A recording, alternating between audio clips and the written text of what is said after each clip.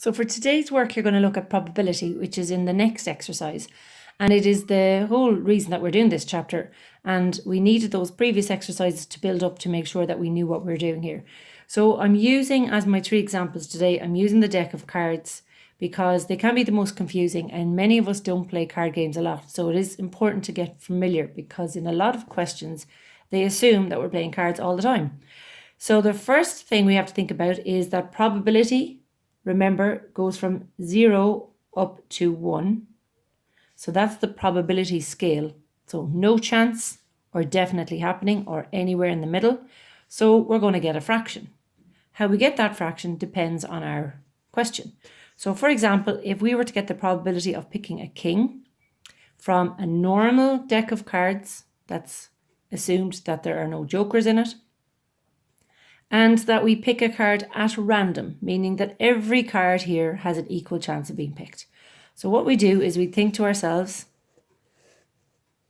the notation is a capital P of getting a king. So you don't have to write a full sentence all the time. You can say capital P, open a bracket, getting a king.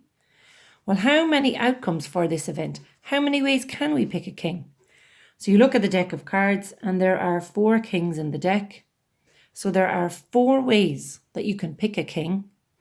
Out of the total amount of outcomes in the full deck, there are 52 cards.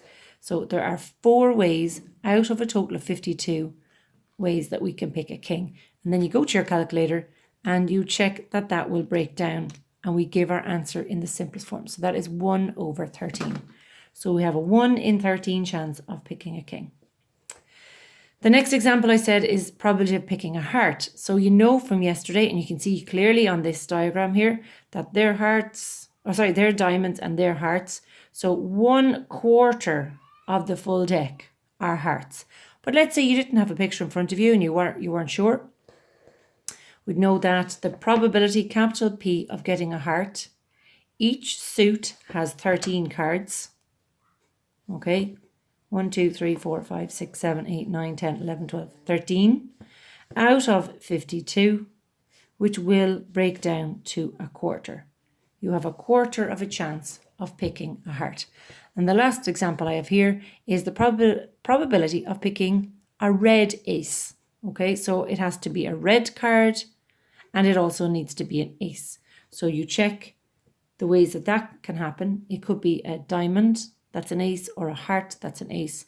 So there are 2 ways that that can happen out of the 52, which breaks down to 1 in 26 chance.